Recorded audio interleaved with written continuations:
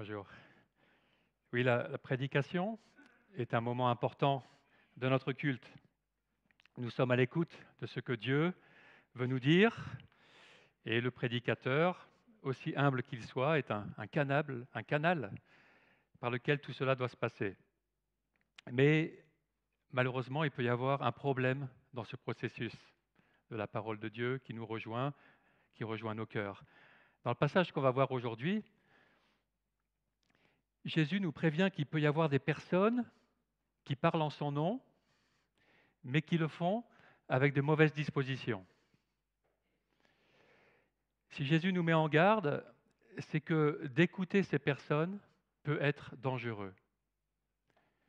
Après avoir parlé dans le passage précédent de deux sortes de portes que les gens empruntent, la large et celle qui est étroite, de deux sortes de chemins, celui qui est spacieux et qui mène à la perdition et celui qui est resserré qui mène à la vie, Jésus parle maintenant de deux sortes d'arbres qui représentent des personnes, les bons arbres avec leurs bons fruits et les mauvais arbres avec leurs mauvais fruits.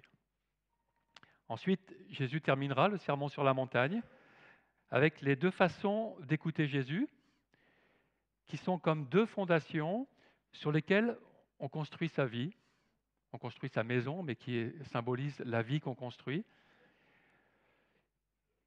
qui est une construction soit sur le rocher, soit sur le sable. Alors, où nous situons-nous dans ces choix de vie?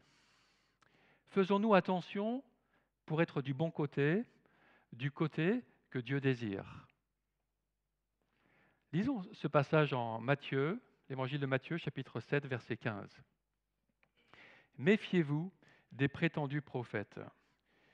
Ils viennent à vous en vêtements de brebis, mais au-dedans, ce sont des loups voraces. Vous les reconnaîtrez à leurs fruits. C'est la suivante, la diapo suivante. Vous les reconnaîtrez à leurs fruits, voilà. Cueille-t-on des raisins sur des ronces ou des figues sur des chardons? Tout bon arbre produit de bons fruits, mais le mauvais arbre produit de mauvais fruits. Un bon arbre ne peut pas porter de mauvais fruits, ni un mauvais arbre porter de bons fruits. Tout arbre qui ne produit pas de bons fruits est coupé et jeté au feu. C'est donc à leurs fruits que vous les reconnaîtrez. Au verset 21, ceux qui me disent « Seigneur, Seigneur », n'entreront pas tous dans le royaume des cieux, mais seulement celui qui fait la volonté de mon Père céleste. Beaucoup me diront en ce jour-là, « Seigneur, Seigneur, n'avons-nous pas prophétisé en ton nom? N'avons-nous pas chassé des démons en ton nom? N'avons-nous pas fait beaucoup de miracles en ton nom ?» Alors, je leur dirai ouvertement, « Je ne vous ai jamais connus. Éloignez-vous de moi, vous qui commettez le mal. » Les prétendus prophètes du verset 15, littéralement, les pseudo-prophètes, sont des faux prophètes qui croient être des vrais ou qui cherchent à passer pour des vrais. Les brebis sont les chrétiens dont Jésus est le berger. Il les prévient d'être attentifs ou d'être attentives.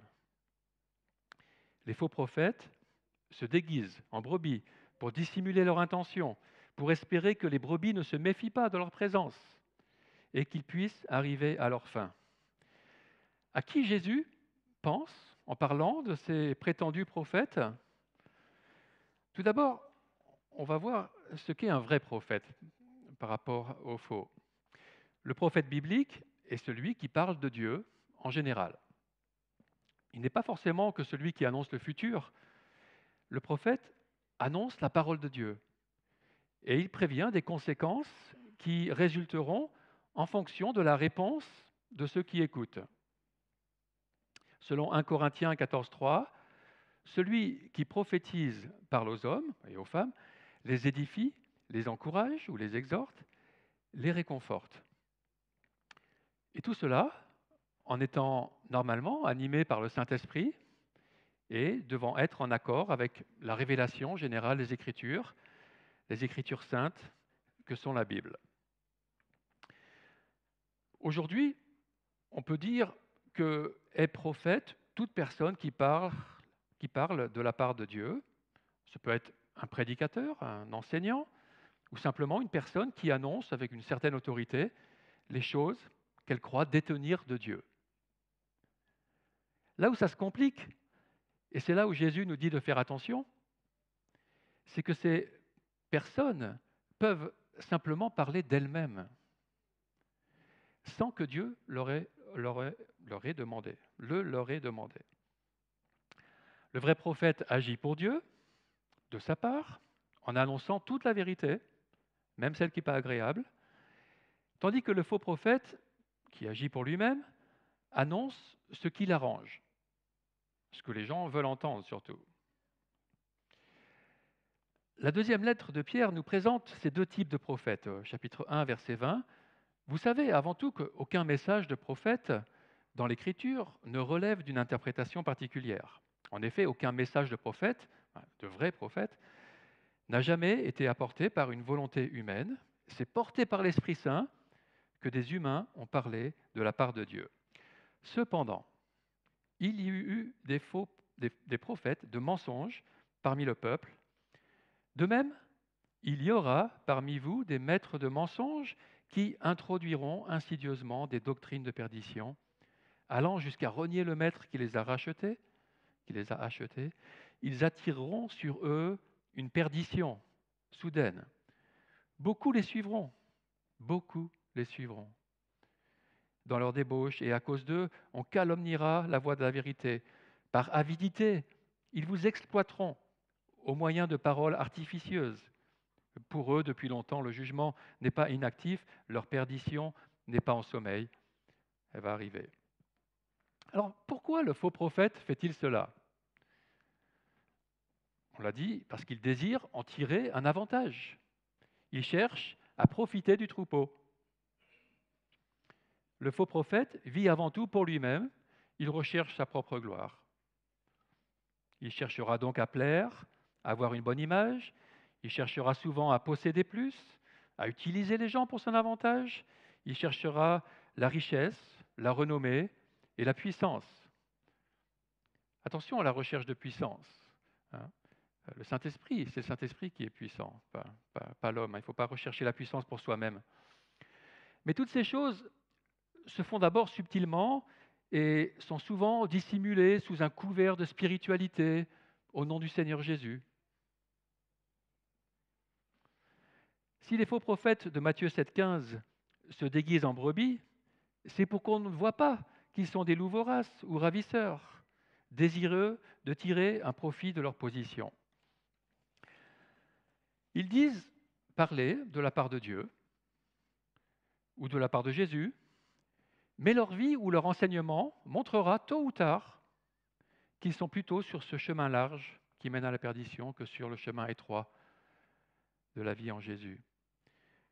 Le danger, c'est que les faux prophètes annoncent donc ce qui plaît à la nature humaine, que c'est OK de vivre sur le chemin large ou sur le chemin qu'on va se fabriquer soi-même.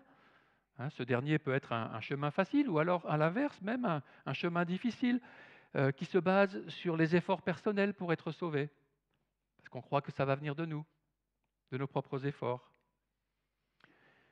Mais ce n'est pas sur le chemin étroit de la vérité du salut en Jésus-Christ et de la marche à sa suite, un chemin qui allie l'équilibre de la repentance et de la grâce.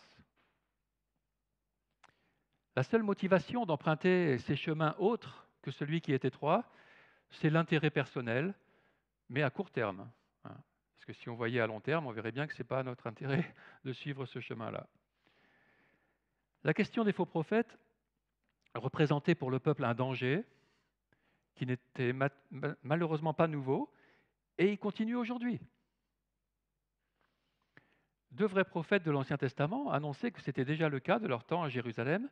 Ainsi, Ézéchiel, au chapitre 22 de son livre, au verset 27, Ézéchiel 22, 27, « Les chefs de Jérusalem sont à l'intérieur d'elle, pareils à des loups qui déchirent leur proie. Ils versent le sang, ils font disparaître des vies, afin de faire des profits malhonnêtes. » Ces prophètes recouvrent tout cela de crépi.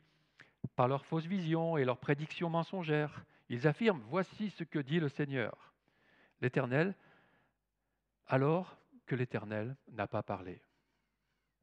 Attention à ceux qui disent, voici ce que dit le Seigneur. Le Seigneur m'a dit. Et le prophète Michée annonce ainsi au chapitre 5 de son livre, verset 5, voici ce que dit l'Éternel à propos des prophètes qui égarent mon peuple, qui annoncent la paix. Si leurs dents trouvent quelque chose à mordre, et proclament la guerre si l'on ne met rien dans leur bouche.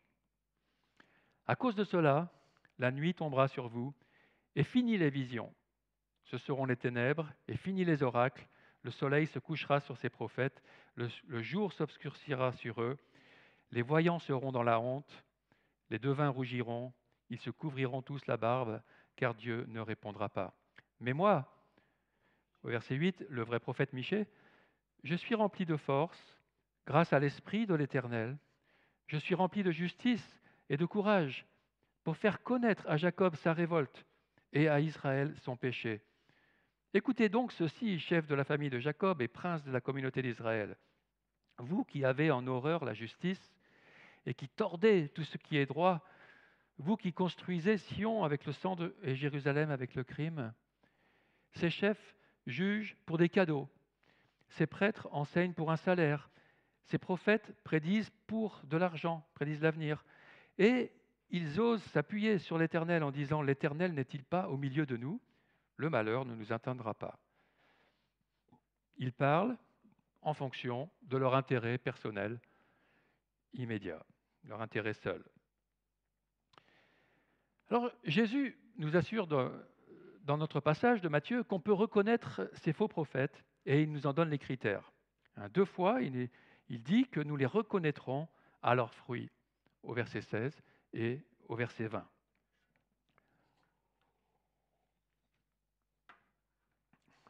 Vous les reconnaîtrez à leurs fruits. Cueille-t-on des raisins sur des ronces ou des figues sur des chardons ? C'est donc à leurs fruits que vous les reconnaîtrez. Le fruit, c'est ce que produit la personne. Autant les paroles qu'elle prononce, son enseignement, que son attitude, son comportement, et ce qui en résulte aussi dans l'assemblée.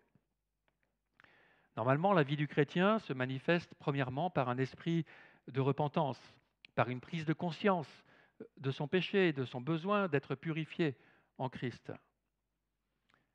C'est la venue du Saint-Esprit dans le croyant qui produit cela, et ça débouche normalement sur un changement d'attitude du croyant. Il devient comme un nouvel arbre qui produit de nouveaux fruits. Chez le faux prophète ou le faux chrétien, on ne voit pas la repentance personnelle qui mène au salut en Jésus-Christ.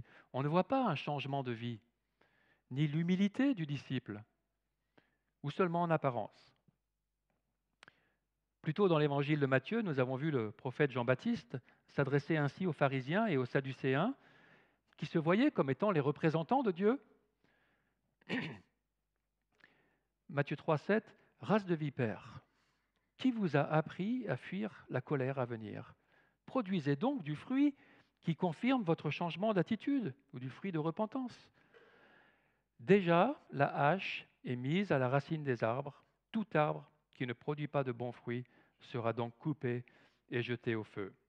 C'est le jugement. Et cette dernière phrase, tout arbre qui ne produit pas de bons fruits sera coupé et jeté au feu, c'est la même phrase que Jésus reprend dans ce passage de Matthieu 7, 19. Elle fait ultimement référence donc à ce jour du jugement, le grand jugement de la fin des temps, dont il sera question dans les versets suivants. Et c'est là où mène le chemin de la perdition, à la destruction éternelle, quand ce jugement, il est négatif. Au verset 20, donc, c'est donc à leurs fruits que vous les reconnaîtrez. Ainsi, avec le temps, ou de temps en temps, on voit chez ces personnes apparaître des mensonges, de l'immoralité, de l'avarice. Ces choses ne sont malheureusement pas rares dans les églises aujourd'hui, même parmi les dirigeants, et peut-être même plutôt parmi les dirigeants. L'attraction du pouvoir amènent des prétendus prophètes à des postes de responsabilité. S'ils ont su bien se dissimuler, que personne ne les a encore démasqués, ils feront d'autant plus de dégâts parmi ceux qui leur ont fait confiance. Et c'est tragique. Cette tentation d'abuser de sa position peut concerner tout dirigeant, toute personne en position de responsabilité, même véritablement chrétien. C'est une tentation, et chacun doit donc veiller à ne pas tomber. Cela arrive de tomber. Cela arrive pour des chrétiens de tomber. Mais le vrai chrétien, il s'en repentira sincèrement. Tandis que le faux chrétien, qui va être démasqué, lui, il partira simplement chercher ailleurs ce qu'il cherche. Et c'est pourquoi Jésus nous met en garde. Il nous dit de faire attention à la façon de vivre et aux enseignements de ceux qui disent parler de sa part. Même s'il est revêtu d'une peau de mouton, le loup laisse parfois apparaître ses dents lorsqu'il sourit ou lorsqu'il élève la voix. Alors, il ne s'agit pas d'être suspicieux de tous en permanence, mais d'être sensible à des signaux qui se mettent à clignoter. Lorsque le sentiment que quelque chose cloche. Par exemple, si sa façon de vivre présente les mauvais fruits que nous avons vus, comme l'avidité, la non-repentance, la dissimulation, de l'immoralité, du mensonge, ou des signes qui vont à l'encontre du fruit de l'esprit dans Galates 5, apportant des querelles, des colères, des rivalités, des divisions, des excès, au lieu des bons fruits qui sont l'amour, la joie, la paix, la patience, la bonté, la bienveillance, la foi, la douceur, la maîtrise de soi. C'est là qu'il faut se méfier, quand on voit les mauvais fruits. Ou aussi, on voit aussi dans l'esprit des béatitudes de Matthieu 5, qui est le début du sermon sur la montagne, si cela est absent, cet état d'esprit, ces attitudes qui caractérisent le royaume des cieux, comme l'humilité, et là encore la douceur, la faim et la soif de justice, et là encore la bonté, la pureté, puis encore le désir d'apporter la paix. Alors si ça est absent, il faut être prudent. Bien sûr, aucun chrétien n'est parfait, aucun dirigeant n'est parfait, et selon le début du chapitre 7, il faut veiller à ne pas se poser en juge d'autrui et le regarder de haut. Nous avons tous des manquements, nous sommes tous en chemin de vivre, d'apprendre à vivre selon l'Esprit Saint et selon son fruit. Mais ce fruit de la présence de l'Esprit Saint en quelqu'un doit l'emporter sur le long terme. Tout au moins la repentance, lorsque le chrétien réalise que ce n'est pas encore le cas dans tel ou tel domaine, surtout chez ceux qui disent parler de la part de Dieu. Les Écritures nous disent qu'ils seront jugés plus sévèrement. Dans sa troisième lettre, Jean nous donne un exemple d'un dirigeant qui ne produit pas de bons fruits. En 3 Jean 9, Diotrephe, qui aime être le premier parmi eux. Il n'est pas dans l'humilité, il aime être le premier. Ne nous accueille pas. Il est en opposition, il n'a pas la douceur, il n'a pas la faim et la soif de la justice. C'est pourquoi, si je viens, je rappellerai les actes qu'il commet en bavardant contre nous de façon malveillante. Il calomnie, il ne cherche pas la bonté ni la paix. Non content de cela, il n'accueille pas les frères, et ceux qui voudraient le faire, il les en empêche et les chasse de l'Église. Vous voyez qu'il apporte la division dans le corps de Christ, il s'impose, il pratique ce qu'on appelle de l'abus spirituel. Jésus et ses apôtres préviennent que cela fait partie de la réalité de l'Église et qu'on ne doit pas se laisser surprendre ou décontenancer lorsque de telles personnes apparaissent. Paul a aussi prévenu que cela arriverait à l'Église d'Éphèse en Actes 20, 29. « Je sais qu'après mon départ, des loups cruels s'introduiront parmi vous et ils n'épargneront pas le troupeau. De vos propres rangs surgiront des hommes qui donneront des enseignements pervertis pour entraîner les disciples à leur suite. Restez donc vigilants. » La responsabilité est sur nous, les brebis, de rester vigilants. non seulement être vigilant sur la conduite de ceux qui disent parler de la part de Dieu, mais aussi sur leur enseignement. Est-ce que leur enseignement est conforme à ce qu'annonce la Bible, à ce qu'enseigne la Bible, selon l'esprit de la Bible? Alors, il ne s'agit pas de détails qui sont mal interprétés, etc., ou des choses qui sont secondaires ou tertiaires, hein. Mais sur les choses importantes, est-ce que ce qu'ils enseignent est vraiment selon l'esprit biblique? Ont-ils cet amour de la vérité? Recherchent-ils la volonté de Dieu en toutes choses? Jésus continue et termine ainsi au verset 21 et jusqu'à 23. « Ceux qui me disent « Seigneur, Seigneur », n'entreront pas tous dans le royaume des cieux, mais seulement celui qui fait la volonté de mon Père céleste.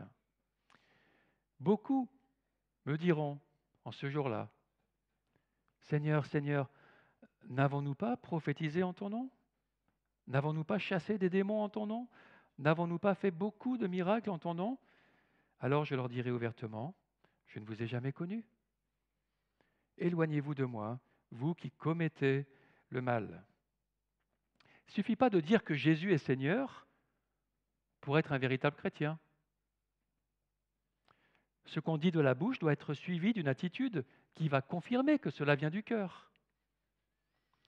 Ces personnes disent agir au nom de Jésus, mais leur attitude prouve le contraire.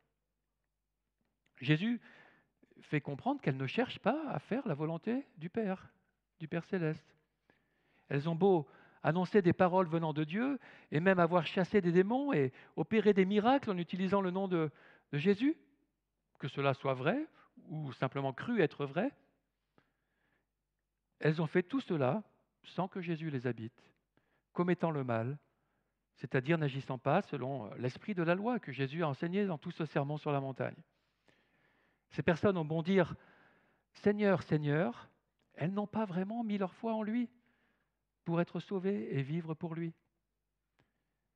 Faire la volonté du Père, c'est fondamentalement croire en Jésus, recevoir sa vie, une vie qui permet de marcher dans ses voies. Jésus sait que ces personnes ne sont pas allées au bout de leur démarche, que même si elles l'appellent Seigneur, elles ne l'ont pas reçu comme Seigneur et Sauveur de leur vie. Dans notre verset 22, le beaucoup renvoie... Non, c'était bien ça. Voilà. Le beaucoup renvoie au beaucoup de ceux qui sont sur le chemin large de la perdition, au verset 13. C'est triste, mais c'est la réalité. Il y en a beaucoup. Lorsqu'il parle ensuite de ce jour-là, c'est la première fois qu'il utilise cette expression, mais ça ne sera pas la dernière. Elle se rapporte au jour du jugement, où c'est Jésus lui-même qui présidera. C'est le jour où, selon 1 Corinthiens 4,5, Jésus va mettre en lumière ce qui est caché dans les ténèbres et il dévoilera les intentions des cœurs. Le jour où il sera rendu évident quel chemin chacun a emprunté. S'il a vraiment été sauvé par Jésus en se confiant en lui, tu peux revenir à la diapo précédente, en vivant par lui et pour lui, ou s'il a vécu dans une illusion, l'illusion de la dissimulation. Avec ensuite ces trois, n'avons-nous pas, donc à la diapo suivante, Jésus fait même comprendre qu'ils seront surpris. Ils seront surpris de ne pas être accueillis dans le royaume des cieux, tellement ils sont aveugles sur leur situation réelle. Car il semble que beaucoup vivent dans l'illusion d'être des chrétiens, hein, et même dans l'illusion d'être des prophètes et de faire des œuvres puissantes au nom de Jésus. Mes frères et sœurs, faites bien attention, faisons bien attention. Les prophéties, les délivrances spectaculaires et les miracles ne viennent pas forcément de Dieu. Ce n'est pas ça qu'il faut rechercher. Mais avant tout Dieu et sa volonté. Et s'il permet des miracles, alléluia. Hein? Des personnes impressionnantes peuvent se présenter comme agissant au nom de Jésus et l'appeler Seigneur, tout en n'ayant pas de véritable relation avec lui. C'est Jésus qui nous dit ça.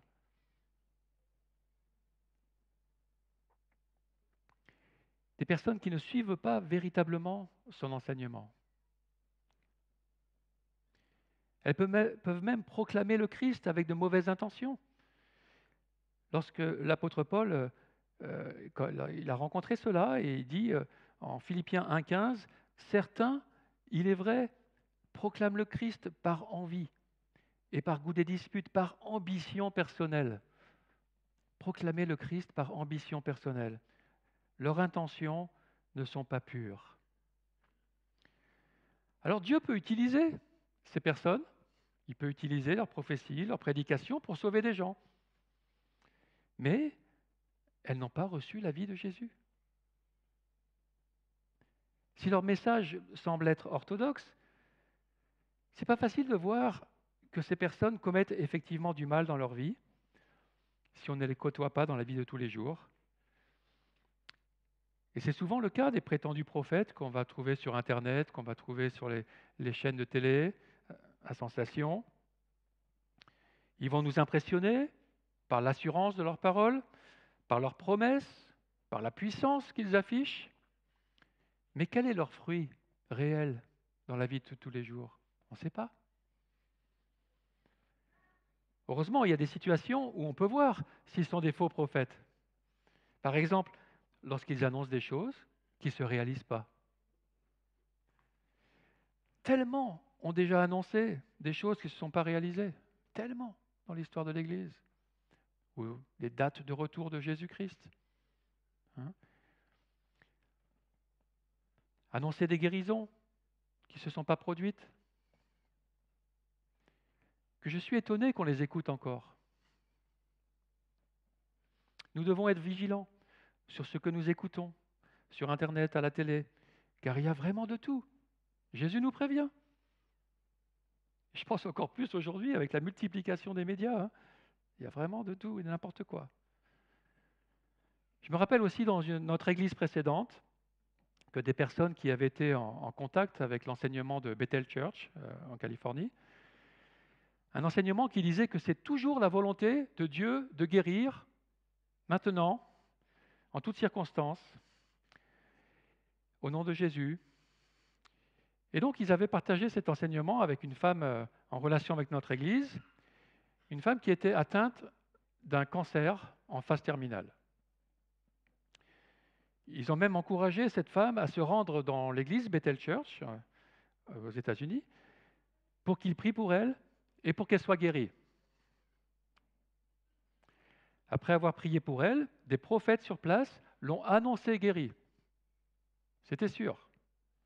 Elle n'avait qu'à saisir par la foi.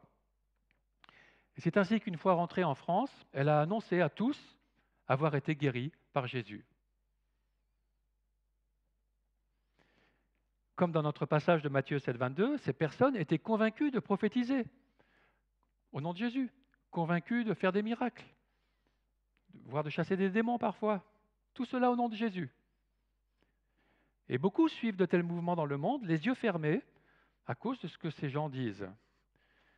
Je me rappelle que cette femme même m'avait exhorté moi-même à saisir la guérison, selon sa propre démarche, par la foi. Elle était vraiment convaincue. Pleine de foi dans sa guérison, elle arrêta donc son traitement médical, mais la maladie a pourtant continué et elle est décédée quelques mois plus tard. Pour moi, c'était évident, c'était gros comme une maison, qu'elle avait été trompée. Mais en discutant avec les personnes qui étaient impliquées et qui l'avaient encouragée dans cette démarche, elles me dirent que non, en fait non, maintenant elle est guérie au ciel. Ouais. Comment ne voyait-il pas que ce n'était pas ce qui avait été prophétisé au départ? Ce n'est pas ça qui avait été prophétisé. Ni ce qu'elle avait cru, qu'elle était guérie du cancer et qu'elle n'en mourrait pas. Leur aveuglement m'étonne toujours. On continue à croire ces gens-là. Ces personnes ne se remettent pas en question lorsqu'une chose prophétisée ne se réalise pas. Ou alors c'est parce qu'ils ne veulent pas admettre qu'ils ont eu tort, que tout leur édifice est basé sur une illusion. et puis basés sur l'erreur, et ainsi perdre tout leur investissement, tout leur prestige. Ces gens et d'autres continuent de donner de faux espoirs au nom de Jésus à des centaines ou des milliers de personnes. Pourtant, la Bible est claire. Si un prophète annonce une chose qui ne se réalise pas, il est un faux prophète et il ne faut plus l'écouter. Ainsi, en Deutéronome 18:20, si un prophète a l'arrogance de dire en mon nom une parole que je ne lui ai pas ordonné de dire ou parle au nom d'autres dieux, il sera puni de mort. Alors, bon, cela est dit pour générer de la crainte chez ceux qui parlent de Dieu, qui veulent parler de Dieu, de la part de Dieu. Aujourd'hui, on ne met pas physiquement à mort les faux prophètes, mais nous devrions quand même mettre à mort leur prétention de parler de la part de Dieu. C'est terminé. Ok ? Verset 21. Peut-être diras-tu dans ton cœur, mais comment reconnaîtrons-nous la parole que l'Éternel n'aura pas dite ? Quand ce que dira le prophète n'aura pas lieu et n'arrivera pas, ce sera une parole que l'Éternel n'aura pas dite. C'est par arrogance que le prophète leur a dite, n'aie pas peur de lui. N'aie pas peur de le dénoncer même. Et quand bien même ces personnes annonceraient des choses qui se réalisent, ou arriveraient à opérer de vraies guérisons, ou des miracles, en utilisant le nom de Jésus, cela ne voudrait pas dire pour autant qu'ils viennent de Dieu. Le diable peut leur donner une puissance qui sert à égarer avec des paroles trompeuses. Ainsi, Jésus préviendra plus loin, Matthieu 24, verset 11, beaucoup, encore ce beaucoup, de prétendus prophètes surgiront et ils tromperont beaucoup, encore une fois, ils tromperont beaucoup de gens. Et au verset 24, de prétendus messies, de prétendus prophètes surgiront, ils feront de grands prodiges, des signes miraculeux, au point de tromper. Si c'était possible, même ceux qui ont été choisis. Nous sommes prévenus, ne nous laissons pas tromper, n'ayons pas peur de démasquer les prétendus prophètes. Jésus donc dénonce leur supercherie au verset 23. Alors je leur dirai ouvertement, je ne vous ai jamais connus. Éloignez-vous de moi, vous qui commettez le mal. Alors maintenant, si ces personnes peuvent s'illusionner, entrer dans le royaume des cieux, parce qu'elles appellent Jésus Seigneur, parce qu'elles agissent en son nom, cela pose la question, et nous ? Et nous qui appelons Jésus Seigneur, nous qui disons vivre en son nom, sommes-nous connus de lui ? Le verbe connaître dans la Bible dénote une relation très concrète. Les brebis que Jésus connaît ont au moins deux caractéristiques. Jésus dit en Jean 10, 27, voilà, on le voit, mes brebis écoutent ma voix, je les connais et elles me suivent. Avons-nous cette relation avec Jésus ? Écoutons-nous sa voix ? Est-elle importante pour nous ? Capitale ? Avons-nous vraiment placé notre foi en lui, en nous engageant à sa suite en tant que disciples ? Recevons-nous tout son enseignement, tout ce qu'il a dit dans le Sermon sur la montagne jusqu'à présent, comme ayant autorité pour notre vie ? Jésus est-il entré en nous par son esprit pour nous transformer à son image ? Le voyons-nous nous rendre progressivement semblables à lui ? Ne soyons pas dans l'illusion. Il ne suffit pas d'invoquer le Seigneur Jésus seulement des lèvres et d'aller à l'église sans que notre vie soit ensuite changée. Il ne suffit pas d'avoir été baptisé en la mort de Jésus pour être sauvé si sa vie ne vient pas ensuite en nous, s'il n'y a pas eu cette résurrection spirituelle quand on a reçu le Christ, quand il nous a vraiment connus. C'est ce qu'on appelle la nouvelle naissance. Cette mise en garde de Jésus à la foule qui l'écoutait pas seulement par rapport aux faux prophètes et aux dangers qu'ils représentent. Cette mise en garde est aussi pour que chacun évalue sa propre vie. Si nous continuons à commettre le mal, c'est-à-dire à ne pas chercher à faire la volonté de Dieu, nous devrions sérieusement remettre en question notre position. Sommes-nous vraiment sur le bon chemin? Le chemin étroit à la suite de Jésus? La prochaine fois, nous terminerons l'exposition du Sermon sur la montagne par ces mots de Jésus qui conclura par la façon de construire notre maison, c'est-à-dire notre façon de conduire notre vie en Matthieu 7, 24. C'est pourquoi toute personne qui entend ces paroles que je dis et les met en pratique, je la comparerai à un homme prudent qui a construit sa maison sur le rocher. Entendons les paroles de Jésus. Mettons-les en pratique. Ou alors nous courons le risque d'avoir construit notre vie sur une illusion. Jésus nous offre gratuitement le salut et la réconciliation avec le Père céleste. Encore faut-il les recevoir et les vivre. Ne nous laissons pas égarer par toutes sortes de voix contraires. Écoutons la voix de notre souverain berger, notre bon berger. Restons près de lui. Prions.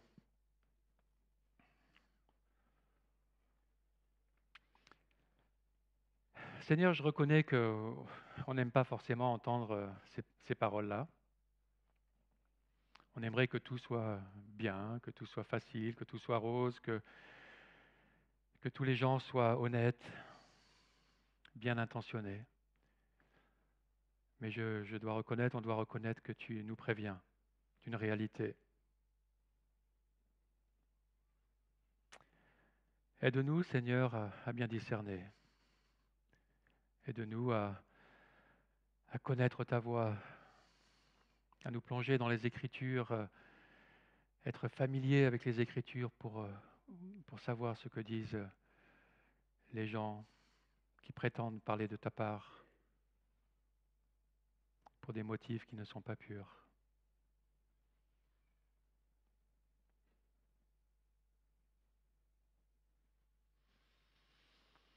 Seigneur, comme nous avons chanté, nous avons besoin de ton souffle, de ton Esprit Saint qui nous remplisse, qui nous donne de pouvoir porter ce fruit qui vient de toi, que tu désires et que tu donnes gratuitement si on te le demande.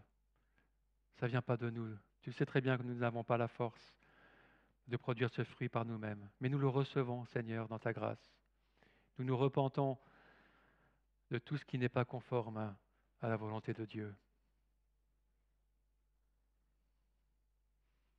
Seigneur, c'est par amour que tu nous dis ça, nous le comprenons. C'est parce que tu cherches notre bien, tu veux nous protéger. Que ta protection, Seigneur Jésus, soit sur tout ton peuple, toute l'Église dans le monde entier. Donne le discernement, Seigneur.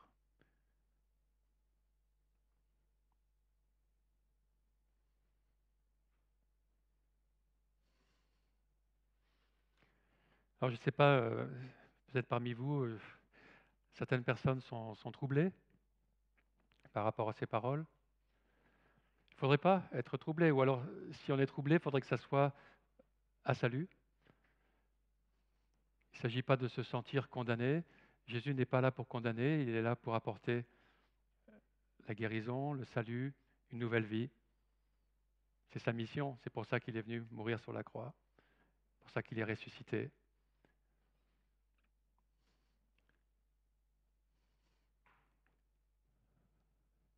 Venez à Jésus. Amen.